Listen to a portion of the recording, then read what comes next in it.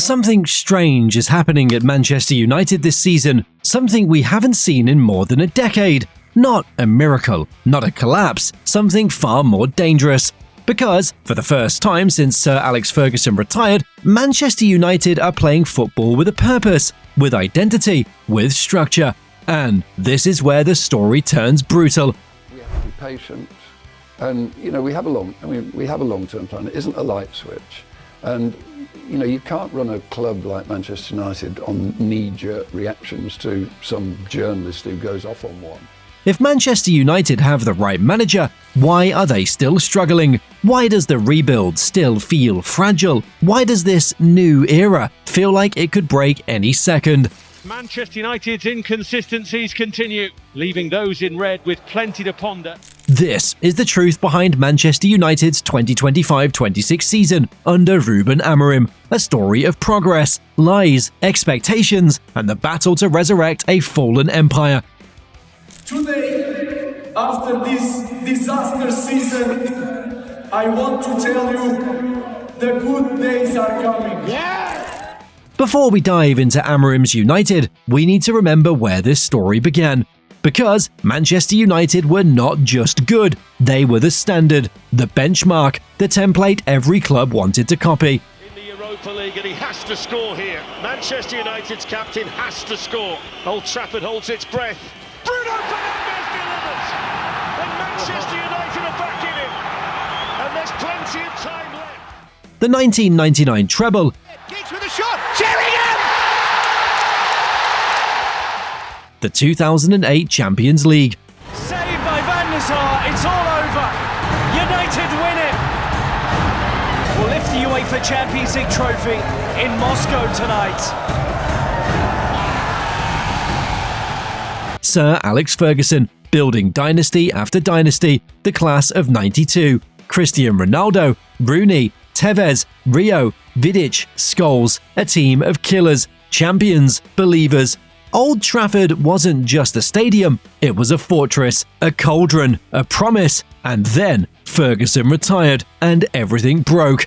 David Moyes, the chosen one who never stood a chance. Van Gaal, slow, predictable, suffocating football. Mourinho, trophies, anger, division, explosion. Solskjaer, vibes, comeback, no structure. Rangnick, truth bombs without solutions. Ten Hag, ideas without execution. A press that never pressed. A squad that combusted from the inside. 11 years, 6 managers, hundreds of millions wasted. No identity, no philosophy, no foundation.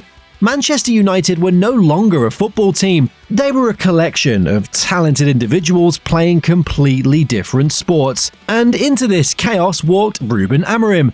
It feels like we've been asking the same question for a decade. What is Manchester United's identity? After the catastrophic lows of the 2024-25 season, the answer was supposed to be Ruben Amorim. He arrived with the promise of a revolution, a tactical blueprint that brought glory to Lisbon. He was given a blank check to rebuild the attack.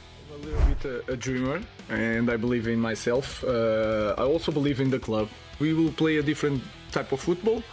We have our ideas. I'm not saying it's the best ideas, but it is our way of seeing football. So it's not evolution or revolution, it's a change in the way we play football.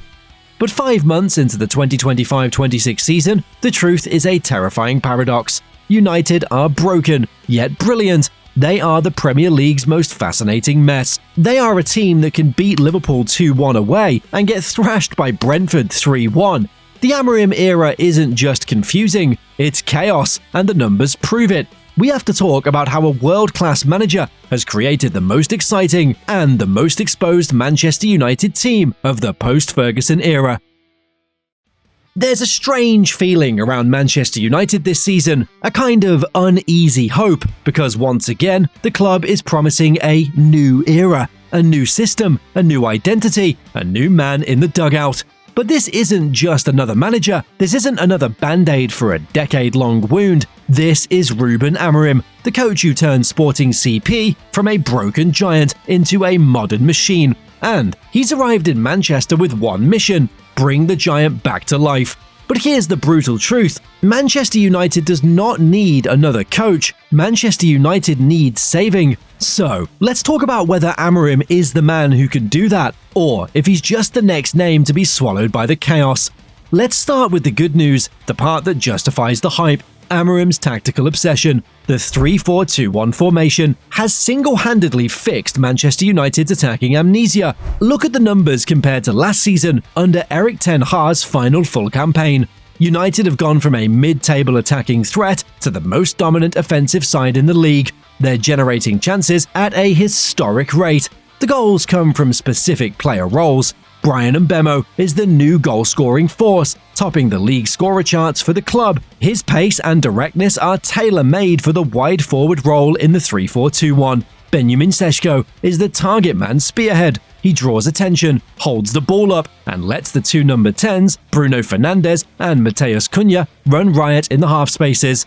So, what is Amorim's 3-4-2-1 actually doing right? The success isn't random, it's a structural advantage designed to defeat the 4-3-3s and 4-2-3-1s ubiquitous in the Premier League. 1. His half-space overload, the magic zone. The key is the narrow front line, Sesko as the striker, flanked by Bruno Fernandes and Matheus Cunha as the two narrow number 10s.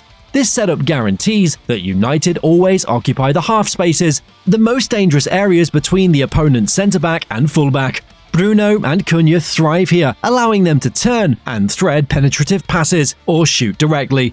This central presence is why the XG has exploded. They're taking shots from better, more central locations. 2. Wing-back width and isolation. The wing-backs, Diogo Dalot and Luke Shaw, have a singular focus: provide maximum width. By pushing higher up the pitch, they serve two purposes. Firstly, stretch the defense. They pin the opponent's fullbacks deep and wide, forcing the entire opposing defensive block to spread out. Secondly, isolate the attacking mids. By stretching the opponent, they open up crucial space for Bruno and Cunha to receive the ball centrally without immediate defensive pressure. The play is funneled through the centre, exactly where United have the highest quality creators. 3. Build up security. Look at the back line. The back three, often including Matthias de Ligt, Harry Maguire and Luke Shaw as outside centre-backs, gives the team numerical superiority against almost any two-striker press.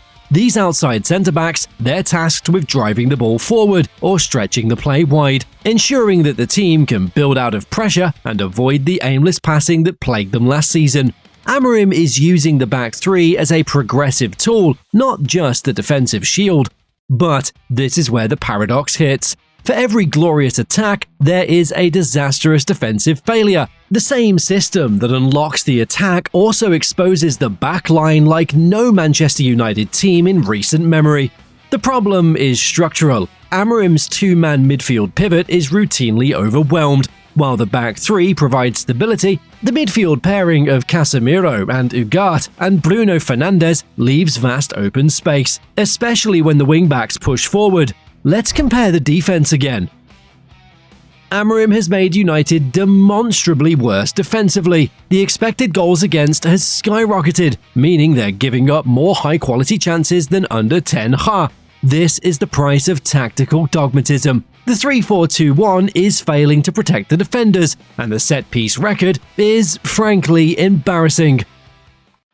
To truly grasp the pressure Amorim is under, we must look at the graveyard of previous managers. Historically, the metric for success at United is points per game, PPG. Amorim, in his first 33 league games, has taken 34 points. That puts him in the company of managers who were either sacked or struggling severely. Jose Mourinho's first 33 games were built on defensive solidity, yielding high but often dull returns. Ole Gunnar Solskjaer's tenure, despite its chaotic end, initially boasted high PPG driven by counter-attacking chaos. Erik ten Hag, for all his faults, showed periods of structural competence that masked underlying defensive flaws. Amorim's refusal to abandon the back three, even as opponents exploit the midfield gap, shows a different managerial trait. He's not like Mourinho, who adapted to get the result. He's not like Solskjaer, who thrived on pure emotion. Amorim is a tactical purist. He's betting his entire career that the squad, not the system, must be fixed, a direct challenge to the club's culture. His bomb squad approach, ostracizing players like Garnacho and Rashford for not fitting the system, shows a ruthless commitment not seen since Louis van Gaal tried to impose his possession football. It's either genius or arrogance, and right now, the league table is suggesting the latter. So, is Ruben Amorim the right man? Statistically, he has delivered the most thrilling yet most vulnerable team in Manchester United's modern history. He's replaced a team that struggled to score with one that struggles to defend. He's swapped one clear failure for a dangerous, beautiful paradox. The 2025-26 season is the ultimate test of chaos theory. Can the attack remain dominant enough to overcome the self-inflicted defensive wounds? Can Senna Lommans continue his David De Gea impression and bail out the system every week? If Amorim survives the winter, it'll be because the front three deliver. If he fails, it'll be because he allowed his own tactical dogma to expose the team's most vulnerable area. This Manchester United side is not normal. It's chaotic, brilliant, and utterly captivating. Let me know in the comments, will Amorim be sacked before the year is out? Or will the attack save his job? And don't forget to like and subscribe for more deep dive tactical analysis.